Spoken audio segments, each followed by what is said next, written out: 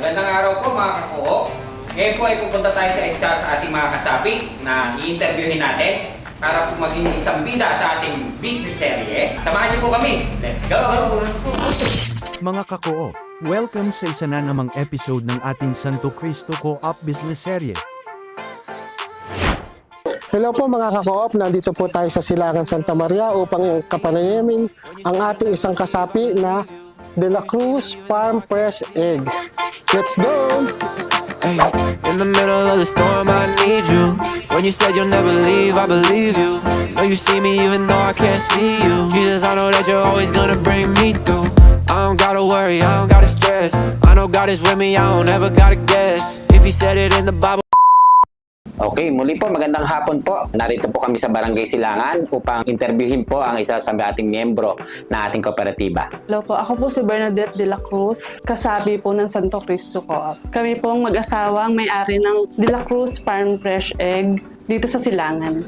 Sir, paano po kayo nagsimula sa ganitong negosyo? Magandang hapon po. Way back 2019. Actually, ang una po naming hanap buhay ay piggery. So, kung natatandaan niyo po, nagsimula yung ASF ng 2019. So, nasalanta kami. Ngayon, ang misis ko, sabi niya, mahirap na. Baka tayo mawala ng alaga. Wala tayong hanap buhay. So, nagsimula po kami sa 500 heads ng layer chicken. Hanggang sa dumating po ang pandemic, 2020, talagang dumating yung mabigat na problema ng ASF. Naubos po talaga ang baboy namin. So it's very timely na kami nakapagsimula na. So yun na naging trigger sa amin para dagdagan ng paunti-unti yung aming hanggang ngayon naman backyard. Pero at least nakalipat po kami from piggery to layer.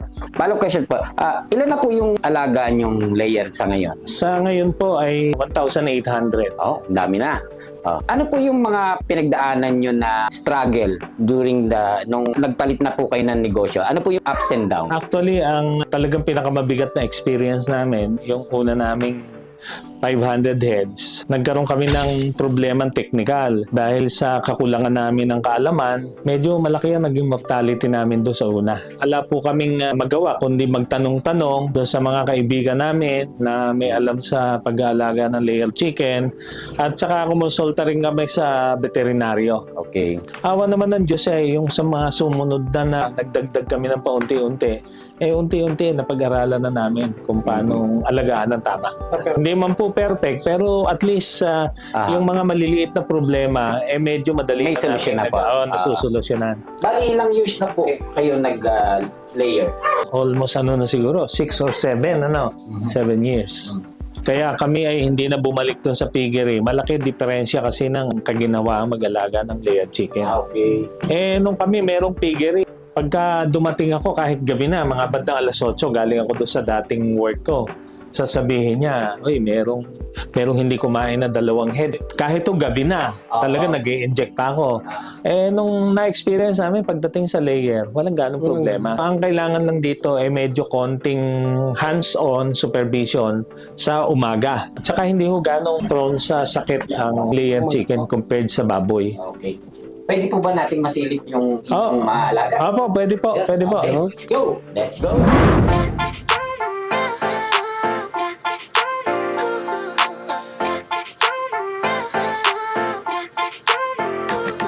Hey, in the middle of the storm, I need you. When you said you'll never leave, I believe you. Know you see me even though I can't see you. Jesus, I know that you're always gonna bring me through. I don't gotta worry, I don't gotta stress. I know God is with me, I don't ever gotta guess. If He said it in the Bible, then I know it's true. If He said it, I believe it, cause He always comes through. Paano po kayo natulungan ng kooperatiba sa inyong negosyo? Bali po, nakapag-loan po kami sa Santo Cristo, pinandagdag po sa puhunan. At nagpaplano po ulit kami na mag-loan dahil nakabayad na po kami sa unang loan para dagdag po ulit sa puhunan. Okay po. Okay. Sir, maiba po ako. Yung pong kulungan nyo, napansin ko lang po, ba't hindi mabaho? Siyempre po, manukan, expected ko mabaho yung kulungan nyo. Pero dito sa inyo, walang ganong amoy. Nakatulong po ng malaki sa amin yung nagbabrowse ako doon sa mga nag-aalaga ng layer sa YouTube. Ang sikreto po namin dyan, kung mapapansin nyo doon sa kabila, mamaya makikita natin, meron kami salansundan ng maraming sako ng ipa. So nagsusunog po kami ng ipa at every week, pag tinanggal yung pupo na yan, yung sinunog na ipa, isasabo yun doon sa ilalim. Yun Lumalabas po na pinaka-beddings okay. ng tayo ng manok. Alam naman natin pagka yung mga charcoal o yung sunog na ipa, nag-absorb ng odor Okay Pero po. hindi rin 100%, Apo. pero napakalaking bagay. Nami-minimize. Nami-minimize. Ano naman po yung maisasuggest nyo? Yung sa mga nag-start pa lang na tulad nito, small farming, sa ating mga kasapi sa kooperatiba. Sa totoo lang, yung pong mga gustong magtayo ng maliliit na hanap buhay na talagang ang problema ay yung panimulang puhunan, napakalaki ang naitutulong dito ng mga kooperatiba kamukha po ng Santo Cristo. Okay. Kasi talaga namang pag nagsimula ka at kapos ka sa puhunan, maghahanap ka na kung saan ka pwedeng lumapit na ikaw ay mapautang. Apo.